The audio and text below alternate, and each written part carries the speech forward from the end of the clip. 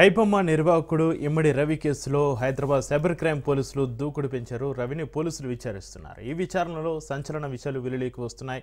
ఐబొమ్మ నిర్వాహకుడు ఇమ్మడి రవిని Hyderabad cyber crime పోలీసులు అరెస్టు చేసి విచారిస్తున్నారు. ఈ విచారణలో సంచలన విషయాలు వెలుగులోకి వస్తున్నాయి.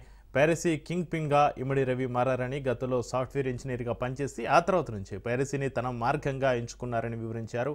ముంబై యూనివర్సిటీలో ఆయన ఎంబీఏ చదివారని తెలిపారు. బెట్టింగ్ యాప్ నిర్వాహకులు ఐబొమ్మ మధ్య భారీగా లావాదేవీలు జరిగినట్లుగా హైదరాబాద్ సైబర్ క్రైమ్ పోలీసులు గుర్తించారు.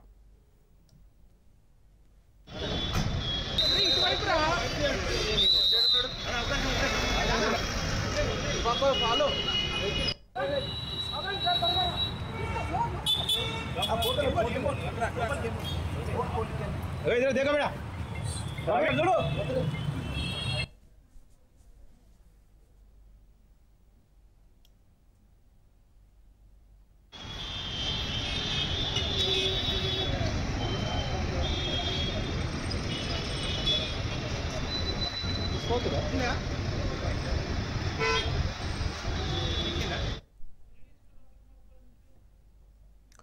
ఐబొమ్మ నిర్వాహకుడు ఇమ్మడి రవి కేసులో హైదరాబాద్ సైబర్ క్రైమ్ పోలీసులు దూకుడు పెంచారు. రవిని పోలీసులు విచారిస్తున్నారు. ఇక ఈ విచారణకు సంబంధించి మరింత సమాచారాన్ని మా ప్రతినిధి రత్నకుమార్ ఫోన్లో అందిస్తారు. రత్నకుమార్,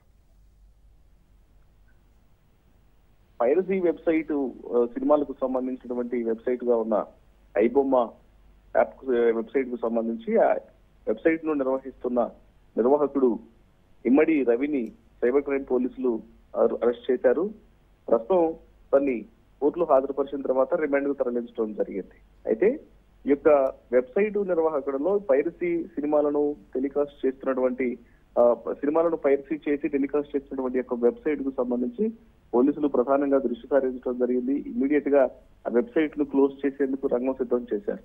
పైగా ఎప్పుడైతే ఇమ్మడి రవి గతంలో పోలీసులకు సవాలు విసిరినట్లుగానే దమ్ముంటే పట్టుకోండి అంటూ కూడా చెప్పినటువంటి పరిస్థితుల నేపథ్యంలో ఎలాగైనా సరే ఇమ్మడి రవిని పట్టుకొని తీరాలని పోలీసులు ప్రయత్నాలను ముమ్మరం చేసిన నేపథ్యంలో ఇప్పుడు అతను విదేశాల నుంచి హైదరాబాద్ కు వస్తున్నటువంటి సందర్భంలో అతను పట్టుకొని అరెస్ట్ చేయడం జరిగింది. అరెస్ట్ చేసిన తర్వాత రిమాండ్ కు తరలించి మరోవైపు కుకట్పల్లిలోని ఆయన ఫ్లాట్ లో కూడా సోదాలు నిర్వహించారు. ఇక్కడ దాదాపు 3 కోట్ల రూపాయల వరకు నగదును, అలాగే కొన్ని హార్డ్ డిస్క్లు, మొబైల్ ఫోన్స్ ను కూడా సీజ్ చేసినట్లు తెలుస్తోంది. ఇక ఇమ్మడి రవిని ప్రస్తుతం కస్టడీకి తీసుకోవాలని పోలీసులు ఆలోచన చేస్తున్నారు. రేపు కోర్టులో కస్టడీ పిటిషన్ దాఖలు చేయబోతున్నారు. రేపు కస్టడీ పిటిషన్ దాఖలు చేసి వారం నుంచి 10 రోజుల పాటు ఇమ్మడి రవిని కస్టడీకి తీసుకోవాలనే ఆలోచనలో సైబర్ క్రైమ్ పోలీసులు ఉన్నట్లు తెలుస్తోంది. ఎందుకంటే ఇమ్మడి రవిని అదుపులోకి తీసుకుంటేనే ఐబొమ్మ నిర్వహణ కార్యకలాపాలకు సంబంధించినటువంటి పూర్తి సమాచారం అనేది తెలుస్తుంది. కాబట్టి ఎప్పటి నుంచి ఆపరేషన్స్ అనేవి చేస్తున్నారు, ఇప్పటి వరకు ఎంత పెద్ద మొత్తంలో సంపాదించడం జరిగింది, సంపాదించినటువంటి ఆదాయాన్ని ఏ రకంగా వినియోగిస్తున్నారు అనేది పూర్తిగా ఇన్ఫర్మేషన్ తెలుసుకోవాలంటే ఖచ్చితంగా ఇమ్మడి రవిని అదుపులోకి కస్టడీకి తీసుకొని విచారించాల్సినటువంటి అవసరం ఉంది. ఇక మరోవైపు ఇప్పటికే దగ్గర 70 బ్యాక్ ఎండ్ సర్వర్లు ఉన్నాయి అనేటువంటి వార్తల నేపథ్యంలోనే ఆల్టర్నేటివ్ గతంలో ఐబొమ్మ అనేది తర్వాత బొప్పం అనే పేరుతో మార్పు చెంది తర్వాత టెలికాస్ట్ అవ్వడం జరిగింది. ఆ వెబ్సైట్ అనేది కనిపించింది. ఇలా రకరకాల పేర్లు మార్చుకుంటూ వేరొక సర్వర్ల ద్వారా ఆడియన్స్ కు అందుబాటులోకి వస్తున్నటువంటి నేపథ్యంలోనే నెటిజన్లకు పైరసీ సినిమాలను అందిస్తున్నటువంటి తరుణంలో దీని మీద ప్రధానంగా ఫోకస్ చేసి ఇక ముందు ఎటువంటి పైరసీ చిత్రాలను వీళ్ళు వేరొక సర్వర్ల ద్వారా తీసుకురాకుండా జాగ్రత్తలు తీసుకోవడంలో భాగంగా బ్యాక్ ఎండ్ లో దీనికోసం పనిచేస్తున్నటువంటి వ్యక్తులు ఎవరెవరు ఉన్నారో వాళ్ళందరికీ సంబంధించినటువంటి పూర్తి విషయాలు తెలియాలంటే మాత్రం ఖచ్చితంగా ఇమ్మడి రవిని కస్టడీ విచారణ తీసుకొని విచారిస్తే పూర్తి సమాచారం తెలుస్తుంది. అందరినీ పట్టుకొని అరెస్ట్ చేసేందుకు కూడా అవకాశం ఉంటుందన్న నేపథ్యంలోనే ఆ కస్టడీ పిటిషన్ దాఖలు చేయబోతున్నారు రేపు కోర్టులో. ఇంకా ఇమ్మడి రవికి సంబంధించి తను ఎప్పుడైతే ఎంబీఏ పూర్తి చేసిన తర్వాత పూర్తిగా హ్యాకింగ్ నేర్చుకొని ఆ తర్వాత ఎక్స్పర్ట్ గా మారాడు. విదేశాల నుంచి కూడా ఈ యొక్క ఆపరేషన్స్ అనేవి చేస్తున్నాడనే విషయాన్ని కూడా ఐడెంటిఫై చేయడం జరిగింది. ముఖ్యంగా కరీబియన్ దీవుల నుంచి, అలాగే ఫ్రాన్స్, ఆమ్స్టర్డామ్, ఇతర దేశాల్లో ఐపీ అడ్రస్లను చేంజ్ చేసుకుంటూ కూడా కార్యకలాపాలు నిర్వహిస్తూ ఉన్నారు. దానికి ఇతర దేశాల నుంచి హైదరాబాద్ వస్తున్న రవిని పక్కా సమాచారంతో అదుపులోకి తీసుకొని అరెస్ట్ చేయడం జరిగింది.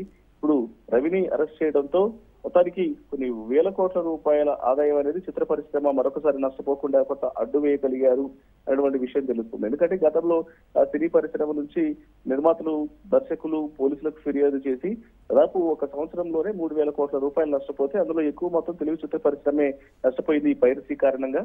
పైరసీ చేస్తున్నటువంటి వెబ్సైట్ నిర్వాహకులందరితో పట్టుకొని తీరాలి అంటూ కూడా వాళ్ళు ఫిర్యాదు చేసిన తర్వాత పోలీసులు ప్రధానంగా దృష్టి సారించి కొన్ని వెబ్సైట్ల నిర్వాహకులకు సంబంధించినటువంటి ఎవరైతే ఆ కార్యకలాపాలు నిర్వహిస్తున్న వ్యక్తులను పట్టుకొని అరెస్ట్ చేశారు. ఆ తర్వాత గతంలో పోలీసులకు సవాల్ విసిరినటువంటి ఐబొమ్మ నిర్వాహకుడు ఇమ్మడి రవి పైన ప్రధానంగా ఫోకస్ చేయడం జరిగింది.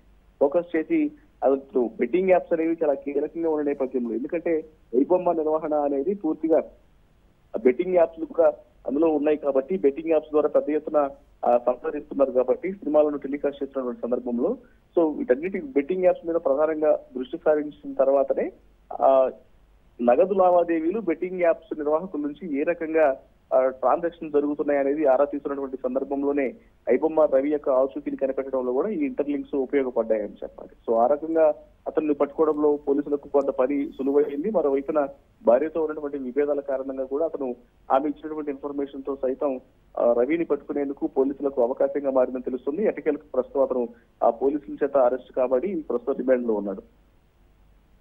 అయితే రత్నకుమారి ఇమ్మడి రవి పైన మొత్తంగా 7 కేసులు నమోదయ్యాయి. పైరసీకి పాల్పడే వారికి మన చట్టాల ప్రకారం విధించే శిక్షలు ఏ విధంగా ఉంటాయి, జరిమానాలు ఏ విధంగా ఉండే అవకాశం ఉంది అంటారు రత్నకుమార్? వాస్తవానికి ఐటీ యాక్ట్ ప్రకారం అనేది చర్యలు తీసుకున్నటువంటి అవకాశాలు ఉంటాయి.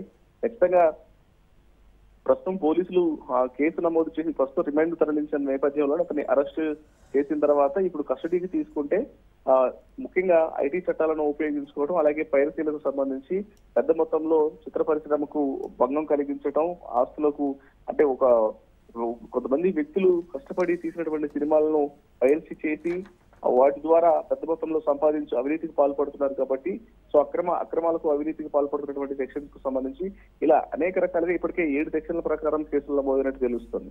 సో వీటన్నిటి మీద మరొకసారి కస్టడీకి తీసుకున్న తర్వాత మరికొన్ని సెక్షన్లను యాడ్ చేసే అవకాశాలు ఉన్నాయి. వీటన్నిటిని కూడా కోర్టులో ప్రూవ్ చేసి ఇమ్మడి రవిని దోషిగా చూపించినటువంటి ప్రయత్నాలు అయితే మాత్రం ఖచ్చితంగా ఉంటాయని తెలుస్తుంది.